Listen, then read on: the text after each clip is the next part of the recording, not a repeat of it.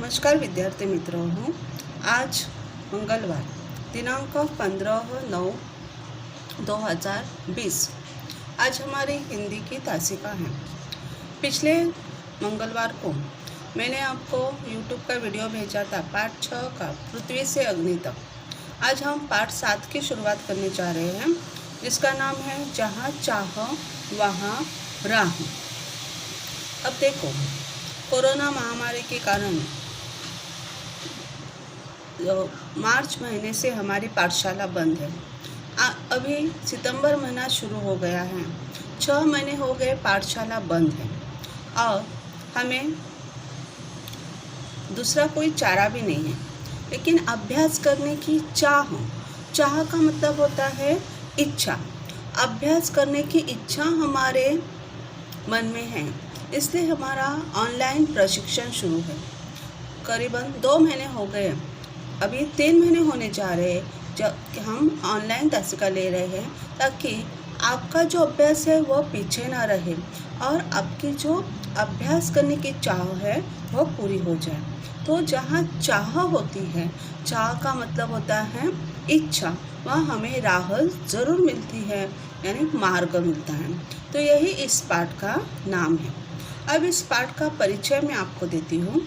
इस पाठ में बताया गया है कि यदि मनुष्य के मन में किसी काम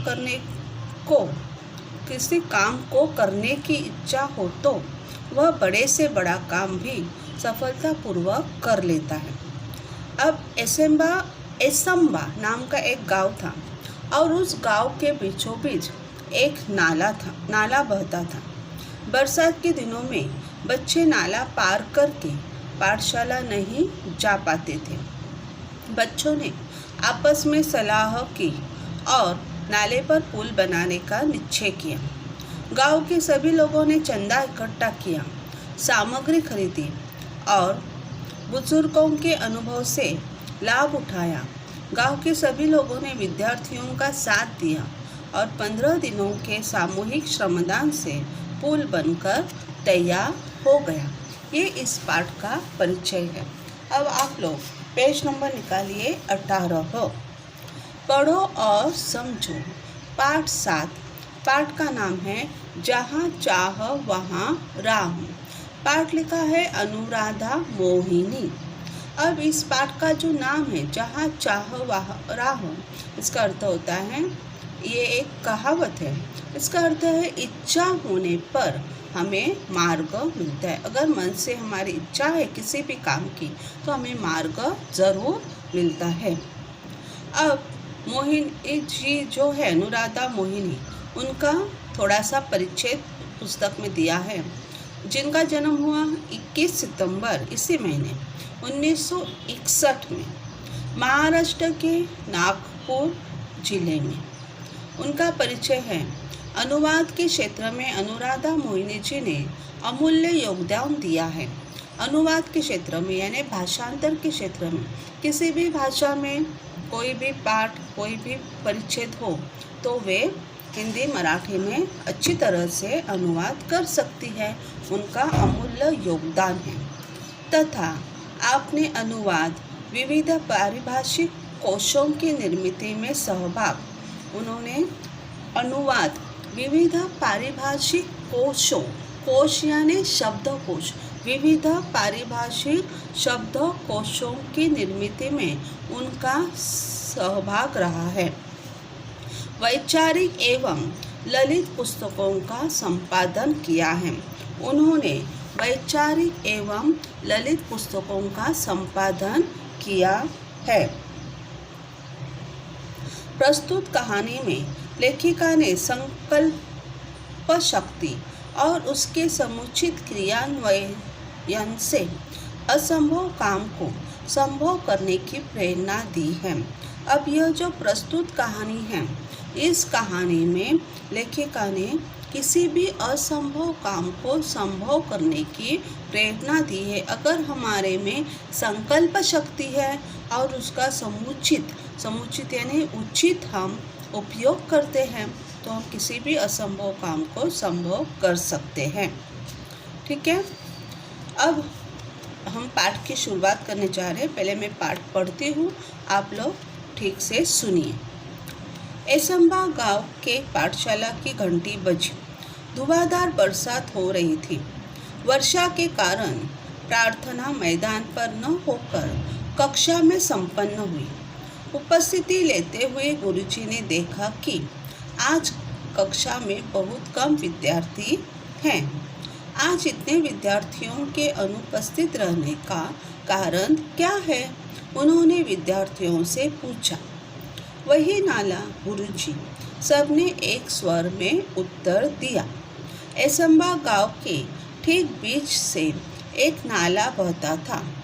गांव की बस्ती नाले के एक तरफ थी और पाठशाला और खेत दूसरी तरफ थे। बरसात के दिनों में नाले में कई बार 4 से 5 फीट तक पानी भर जाता था। बड़े बुजुर्ग तो किसी तरह अपने गाय बैलों के साथ नाला पार कर खेतों में चले आते, किंतु पाठशाला आने के लिए नाला लांघना विद्यार्थियों के लिए संभव नहीं था। जब जब जोरों की बारिश होती, उस दिन कक्षा में विद्यार्थियों की उपस्थिति पर असर पड़ता। अनेक बार विद्यार्थी पूरे सप्ताह पाठशाला नहीं जा पाते। इसके चलते गांव में बरसात, नाले में भरा पानी, पाठशाला से छुट्टी, एसंबा की यही कहानी, यह गीत गांव में प्रचलित हो गया था। पाठशाला में अनुपस्थिति का विद्यार्थियों की पढ़ाई पर बहुत बुरा प्रभाव पड़ता। अच्छी श्रेणी लाने वाले विद्यार्थी भी वार्षिक परीक्षा में पीछे रह जाते। सब परेशान थे, पर क्या करते? मार्ग असंभव था। असंभव में मूल शब्द संभव होता है। यही संभावना एक दिन एकाएक काम कर गई। हुआ यह कि उस दिन भारी वर्षा के कारण एसंबा के अधिकांश विद्यार्थी पाठशाला नहीं जा पाए थे। सो दोपहर के बाद बरसात थोड़ी रुकने पर चौपाल में बरगद के पेड़ के नीचे चबूतरे पर बैठे वे आपस में बातचीत कर रहे थे। तभी तुषार ने कहा, अरे इस बरगद के पेड़ में भूत हैं, यहाँ क्यों बैठे हो? भूत ऊत सब कोरी कल्पना और बकवास है। क्या हम में से किसी ने भूत देखा है? यह केवल मनगढ़ंत बातें हैं। जुई ने कहकर बातचीत आगे बढ़ाई। आज एक और अनुपस्थिति लग गई मेरी। अब तक 14 अनुपस्थितियाँ हो चुकी। इस बरसात में उज्ज्वला ने परेशानी भरे स्वर में कहा, मेरी तो कुल उपस्थिति ही शायद 14 होगी। शुभम ने कहा तो सब हंस पड़े। लेकिन क्या हम हर बरसात में ऐसे ही चर्चा करते रहेंगे और अपनी पढ़ाई का नुकसान होने देंगे? क्या हम ऐसे ही हाथ पर हाथ धरे बैठे रहेंगे? आशीष ने गंभीर स्वर में पूछा। हम कर भी क्या सकते हैं? हम तो बच्चे हैं, तुषार ने कहा। सच कहा तुषार तूने, हम बच्चे कर भी क्या सकते हैं? हम बच्चे कर भी क्या सकते हैं? इस वाक्य को गीत की तरह गाकर एक साथ तालियां बजाकर वहाँ बैठे बच्चे जोर जोर से हंसने लगे। हंसो मत, कोई कुछ कर सकता है तो वह हम ही हैं। आत्मविश्वास भरा यह स्वर दामिनी का था। हर समस्या का निदान संभव है। प्रकृति ने विचार करने के लिए हमें बुद्धि दी है। मुझे विश्वास है कि हम सब मिलकर विचार करेंगे तो कोई न कोई रास्ता अवश्य मिलेगा। कोशिश करने वालों की कभी हार नहीं होती। दामिनी की बातों ने बातचीत का माहौल बदल दिया। हर कोई गंभीर होकर समस्या के हल के बारे में सोचने लगा। हल मिल गया। हम बरसात में भी पाठशाला जा सकते हैं। आशीष की आंखों में चमक और उत्साह और स्वर में उत्साह था। कैसे? सबने एक साथ पूछा। हम नाले पर पुल बनाएंगे। पुल? मित्रों के स्वर में आश्चर्य को भांपकर आशीष ने आत्मविश्वास पूर्वक उत्तर देते हुए कहा, हाँ, पुल। विज्ञान की पुस्तक में हम सब ने पुल की जानकारी पढ़ी है। जब कभी शहर गए हैं, बड़े बड़े पुल देखे भी हैं। अंतर्जाल से हम जानकारी भी प्राप्त कर सकते हैं। गांव का नाला बहुत ज़्यादा चौड़ा नहीं है। हमें लगभग 10 फीट का पुल बनाना होगा। पुल बनाने का विचार जंगल की आग की तरह एसंबा गांव में फैल गया। हर व्यक्ति इस विचार और विद्यार्थियों के हौसले की प्रशंसा कर रहा था। विद्यार्थियों ने छोटे छोटे समूह बनाकर इस प्रकल्प की बारीकियों पर काम करना शुरू कर दिया। सामग्री की सूची बनाई। सामग्री खरीदने के लिए 20-20 रुपये एकत्रित करना आरंभ किया। अब तक पाठशाला के शिक्षक और गांव के लोग भी सहायता के लिए आगे आ चुके थे। देखते देखते सामग्री के लिए आवश्यक राशि जमा हो चुकी थी। बुजुर्गों का अनुभव, युवाओं की शक्ति, विद्यार्थियों का उत्साह सब साथ मिलकर काम कर रहे थे। संगठित प्रयासों से काम आकार लेने लगा था। सीमेंट के पाइप खरीदे गए, पत्थर इकट्ठे किए गए, ईंटें आई, बंजर जमीन से मिट्टी खोदी गई। गांव के छगन बाबा नामक एक बुजुर्ग ने प्रचुर मात्रा में रेत उपलब्ध करा दी। पुल बनाने के लिए पूरे गांव के हाथ एक साथ मिट्टी का भराव करने लगे। हर दिन स्वप्न पूर्ति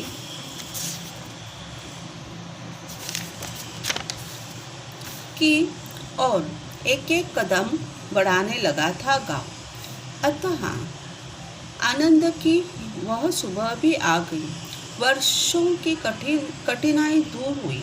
केवल 15 दिनों में ग्रामीणों और विद्यार्थियों के सामूहिक श्रमदान से पुल बनकर तैयार हो चुका था। पूरे गांव के लिए यह अद्भुत उपलब्धि थी। सभी ने एकता, संगठन और श्रमदान का महत्व भी समझा था।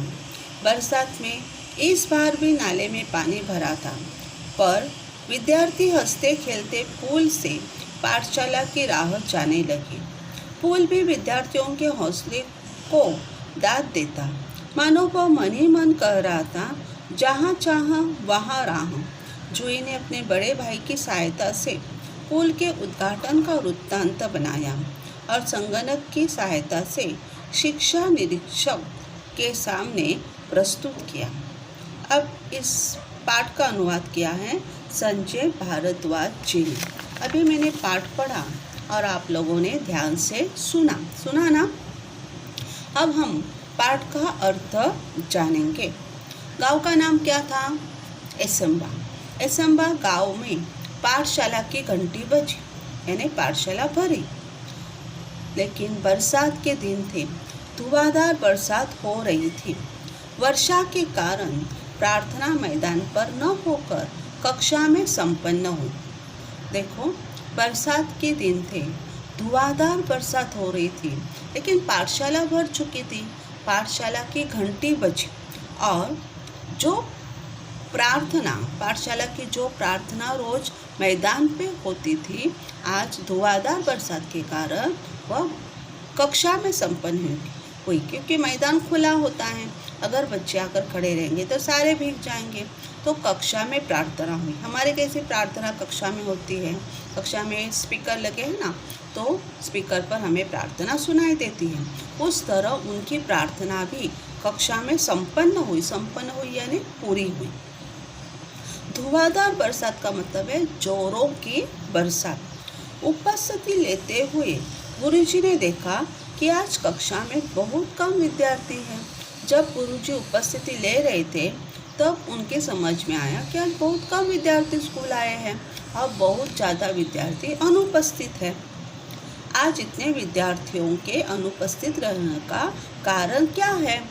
उन्होंने विद्यार्थियों से पूछा। जो विद्यार्थी पाठशाला आए थे उनसे गुरुजी ने पूछा, अरे बच्चों, आज इतने विद्यार्थी अनुपस्थित रहने का क्या कारण है?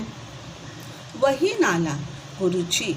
सबने एक स्वर में उत्तर दिया। जो वर्ग में विद्यार्थी बैठे थे उन्होंने एक स्वर में उत्तर दिया, गुरुजी वही नाला जो पाठशाला आने के लिए बच्चों को पार करना पड़ता था और धुआंधार बरसात के कारण नाला भर चुका था, जिस कारण बच्चे नाला पार नहीं कर सकते थे, इसलिए वे स्कूल नहीं आ पाए। एसम्बा गांव के ठीक बीच से एक नाला बहता था। अब यह जो एसम्बा गांव था उसके ठीक बीच से यह नाला बहता था। गांव की बस्ती नाले के एक तरफ थी। अब जो गांव की बस्ती थी, बस्ती यानी लोगों के घर, गांव के बीच से नाला बहता था। गांव की बस्ती एक तरफ थी और दूसरी तरफ क्या था, पाठशाला और खेत थे। पाठशाला और खेत दूसरी तरफ थे। हाँ, गांव की बस्ती एक तरफ थी, बीचों बीच नाला था और दूसरी तरफ पाठशाला और खेत थे। खेत जानते हो ना आप लोग। बरसात के दिनों में नाले में कई बार 4 से 5 फीट तक पानी भर जाता था। अगर धुआंधार बरसात हुई तो नाले में कई बार 4 से 5 फीट तक पानी भर जाता था। बड़े बुजुर्ग तो किसी तरह अपने गाय बैलों के साथ नाला पार कर खेतों में चले आते। अब जो बड़े लोग थे, बुजुर्ग यानी जो उम्र में बड़े, बुजुर्ग, बूढ़े वगैरह, तो ये किसी तरह नाला पार करके अपने बैलों के साथ खेतों में चले जाते। किंतु पाठशाला आने के लिए वह नाला लांघना विद्यार्थियों के लिए संभव नहीं था। किंतु पाठशाला आने के लिए उनके घर नाले के एक ओर था और एक ओर थे घर और दूसरी ओर पाठशाला थी। तो पाठशाला आने के लिए नाला लांघना, पीठ पर बस्ता लेकर नाला लांघना बच्चों के लिए संभव नहीं था, यानी असंभव था। लांघना का मतलब है पार करना। जब जब जोरों की बारिश होती उस दिन कक्षा में विद्यार्थियों की उपस्थिति पर असर पड़ता, और जब जब जोरों की बारिश होती उस दिन कक्षा में विद्यार्थियों की उपस्थिति पर असर पड़ता यानी परिणाम होता। अनेक बार विद्यार्थी पूरे सप्ताह पाठशाला नहीं जा पाते। अनेक बार क्या होता, अगर पूरे सप्ताह जोरों की बरसात हो रही है तो विद्यार्थी पूरा सप्ताह के 6 दिन वे पाठशाला नहीं जा पाते। इसके चलते गांव में बरसात, नाले में भरा पानी, पाठशाला से छुट्टी, एसम्बा की यही कहानी। यह गीत गांव में प्रचलित हो गया था।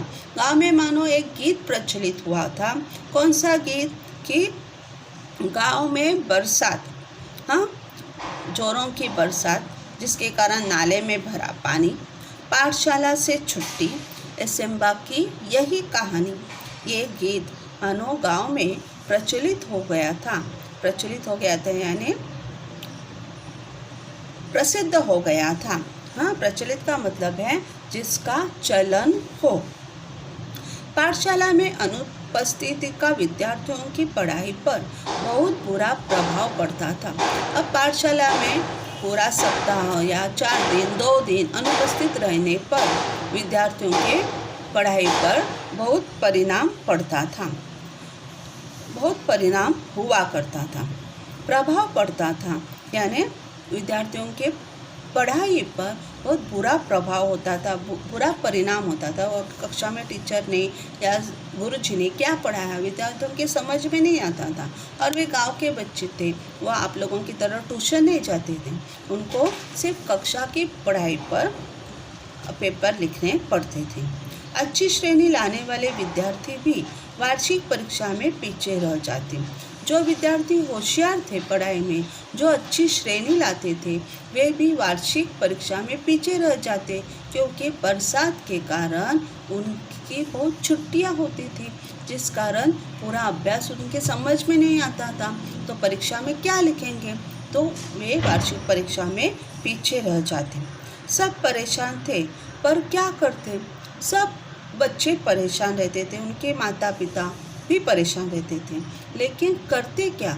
अगर धुआंधार बारिश हुई तो नाले में 4 से 5 फीट तक पानी भर जाता था, जिस कारण नाला पार करना या लांघना बच्चों को असंभव होता था और बच्चे स्कूल नहीं जा पाते थे। उनका मार्ग असंभव था। इतना समझ में आया बच्चों?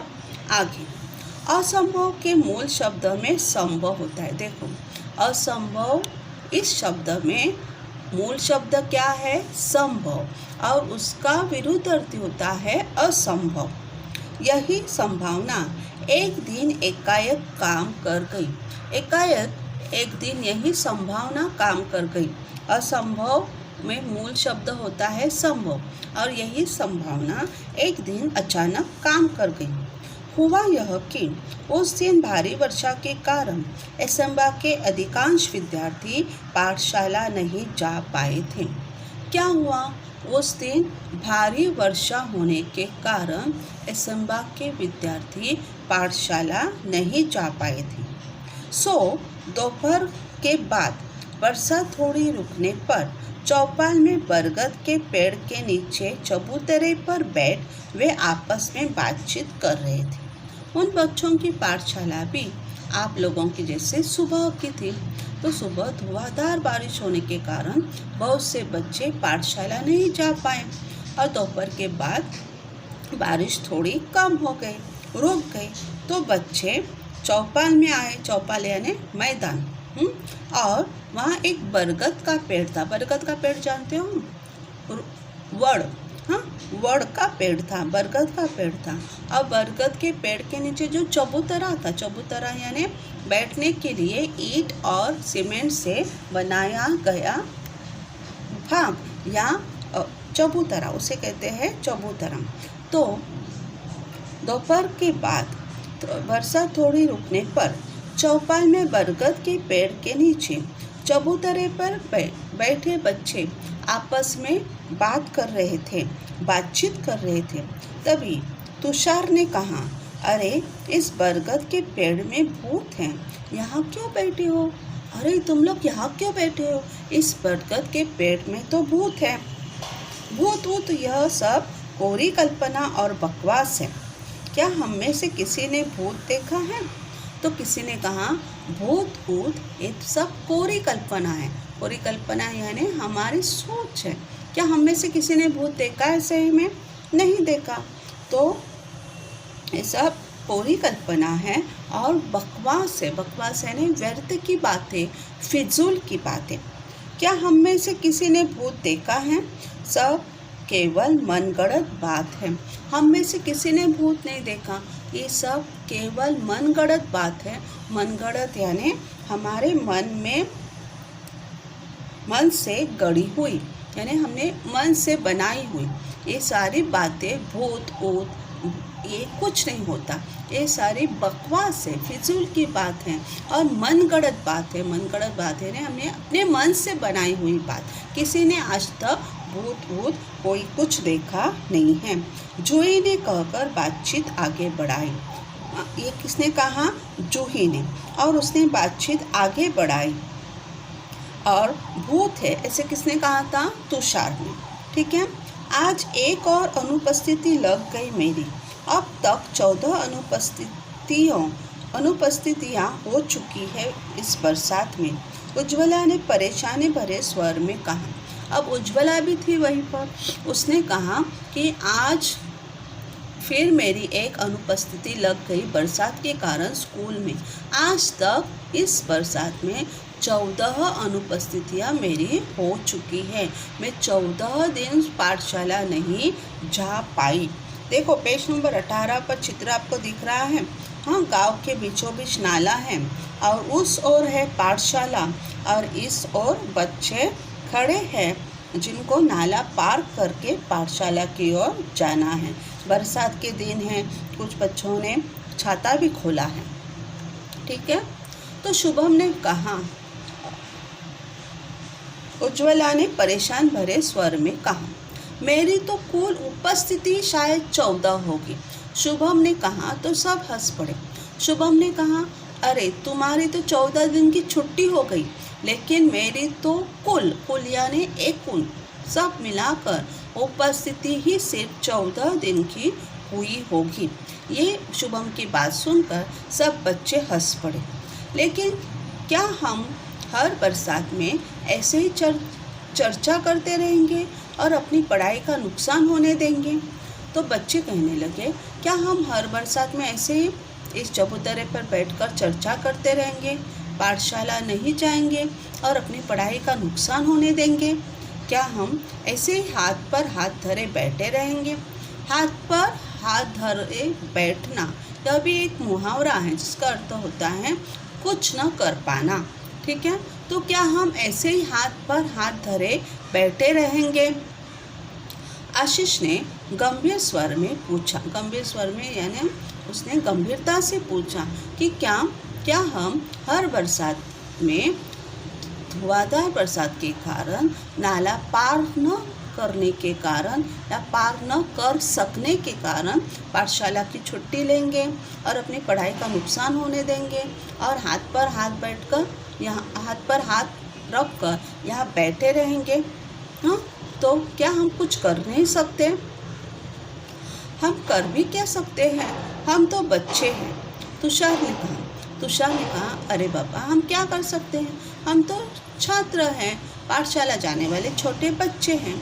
सच कहा तुषार तूने, हम बच्चे कर भी क्या सकते हैं, हम बच्चे कर भी क्या सकते हैं। इस वाक्य को गीत की तरह गाकर एक साथ तालियां बजाकर वहाँ बैठे बच्चे जोर जोर से हंसने लगे। तो तुषार ने कहा कि हम कर भी क्या सकते हैं, हम तो बच्चे हैं। तो इस वाक्य को बार बार गीत की तरह गाकर सारे बच्चे तालियां बजाकर जोर जोर से हंसने लगे। हम कर भी क्या सकते हैं, हम तो बच्चे हैं, ऐसे। ठीक है, हंसो मत, कोई कुछ कर सकता है तो वह हम ही हैं। किसी ने कहा, हंसो मत, ये हंसने वाली बात नहीं है, गंभीर बात है। अगर कोई कुछ कर सकता है तो वह हम ही हैं।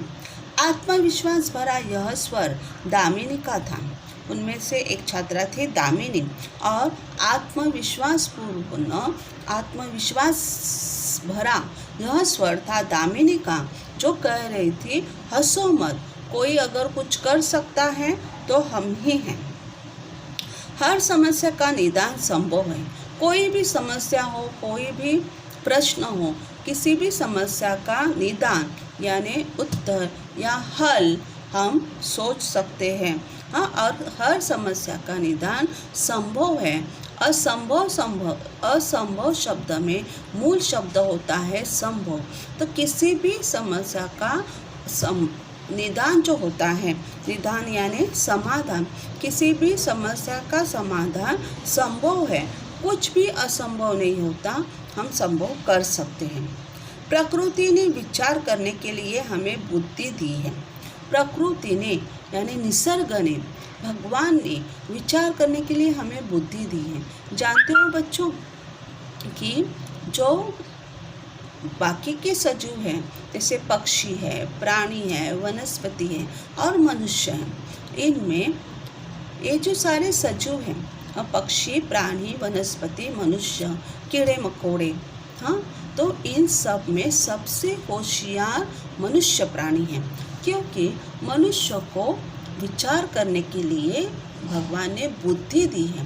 बाकी पक्षियों को बुद्धि नहीं होती, प्राणियों को बुद्धि नहीं होती, इसलिए मनुष्य सर्वश्रेष्ठ प्राणी है, क्योंकि विचार करने के लिए उसके पास बुद्धि है। और इसीलिए दामिनी कह रही है कि प्रकृति ने विचार करने के लिए हमें बुद्धि दी है। मुझे विश्वास है कि हम सब मिलकर विचार करेंगे तो कोई न कोई रास्ता अवश्य मिलेगा। दामिनी ने कहा कि मुझे विश्वास है, अगर हम सब ने मिलकर विचार किया तो कोई न कोई रास्ता हमें ज़रूर मिलेगा। कोशिश करने वालों की कभी हार नहीं होती। कोशिश करने वालों की कभी हार नहीं होती। देखो पेज नंबर 19 पर जो चित्र है, वहाँ गांव के चौपाल में जो बरगद का बड़ा पेड़ है, उसके नीचे बैठने के लिए जो चबूतरा है, उस चबूतरे पर बैठकर बच्चे आपस में बातचीत कर रहे हैं। तो दामिनी ने कहा, कोशिश करने वालों की कभी हार नहीं होती। दामिनी की बातों में बातचीत का माहौल बदल दिया। बातचीत का माहौल दामिनी की बातों में बदल दिया। ठीक है। अब ये जो बातचीत थी बच्चों की, इस बातचीत से कुछ निष्कर्ष निकला कि नहीं, कुछ ऐसा उन्होंने सोचा क्या कि स्कूल हम कैसे जाएंगे, पाठशाला हम कैसे जा सकते हैं, कुछ निष्कर्ष निकला कि नहीं। पाठशाला न जाने का जो कारण था, धुआंधार बारिश और वह नाला, तो उनकी जो समस्या थी, वह समस्या हल करने के लिए बच्चों ने कुछ उपाय सोचा कि नहीं। अगर सोचा भी है तो क्या उपाय सोचा, और क्या बच्चे उसमें सफल हो पाए कि नहीं पाए, सफल हुए कि नहीं हुए, ये हम अगली दासिका को देखेंगे। आज आपको ये पाठ जो है पूरा ठीक से पढ़ना है, और जो शब्दार्थ मैं भेज रही हूँ वे सुंदर अक्षरों में लिखकर मुझे फ़ोटो भेजना है। ठीक है, धन्यवाद।